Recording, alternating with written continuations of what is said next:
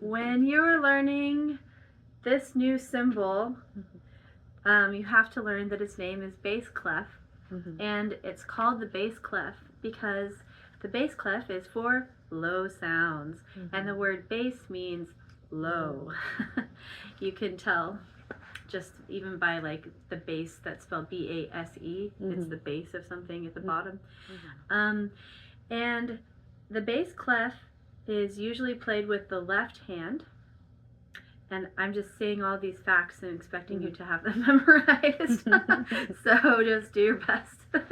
And the bass clef includes the keys on the piano, middle C and below, or to the left of middle C. And the bass clef has 5 lines and 4 spaces. And the lines and spaces look like this. So the bass clef has another name. Sometimes the bass clef is called the F clef for 2 reasons. One, the F clef takes its shape from an old-fashioned letter F, and they give the example of that here on your book. You can see where the little cross happens for the F is right where the line passes. So that brings us to the second reason why this is called the F clef, because it identifies the F line, because the F line goes right between the 2 little dots and right through the middle of the big dot for the F clef. And the F that corresponds with the F line, which sometimes we call bass F, is F 1, 2, 3.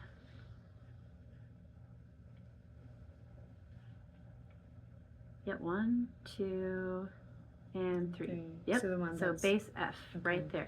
And I'll just show this because it just so happens that bass F, if you have your thumb on middle C, bass F is where your pinky will land. And so that's kind of convenient for us because we have 5 fingers. So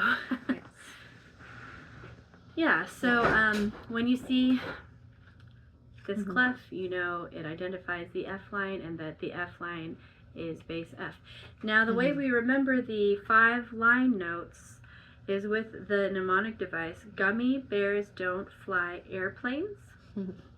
And this G here at the bottom, because you know the musical alphabet repeats itself 7 times on the keyboard, so we're going to have more than one G. So knowing G is not enough. We have to know which G is it.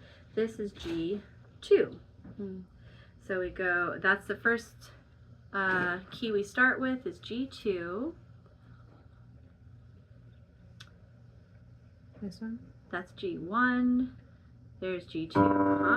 And then we just skip, because when you go from line to line, you're skipping over the white keys. So you'll go G for gummy. And then next you'll skip over a white key and land on B for bears. B2? Okay. Do you want to play? Well, where's B? So we're going to skip over a white key. So you go G, skip over a white key. Oh, oops, I think G and F might have gotten confused in here. Say that one more time. So G2 is where we start for gummy, and then we skip over one white key to land on B. Okay, got it. Okay. And then skip over another white key to land on D. And then another to land on F. And then top line A. Yep, and that's it, because those are the 5 line notes.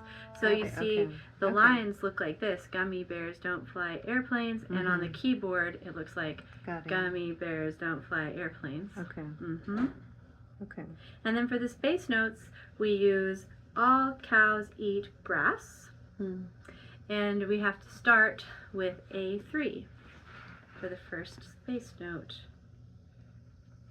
1, 2.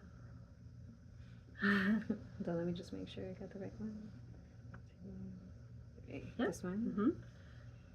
All and then cows eat grass. Yeah. Okay.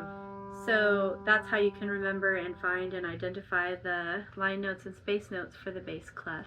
Okay. I think those are all the facts you have to know. Okay. According to me. And you have 3 notes you have to learn on the bass clef this week. Mm-hmm. This one, can you tell from the little tutorial you just had what note this would be called? An F.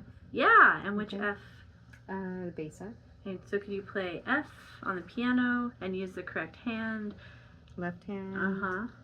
And it would be this one. Yes. Good. And then this is the second one you have to know.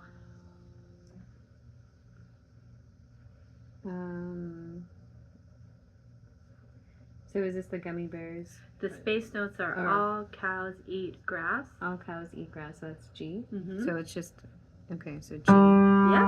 Okay. And this one, That would be A. yes. And so you could have anyone in your family hold these up and quiz you, or you can just put them on your music rack, say the name, play the key, and then flip to see if you got the right answer Okay. or not. And I would recommend doing just those 3, and Okay. then the 3 treble clef ones you'll learn. Like, do them each separately and then combine them. Okay. It's better for your brain to learn, in small pieces like that. I'm sure you have encountered that in your life. Any questions about the bass clef? No questions, thank you. All right. 2 thumbs up for the bass clef.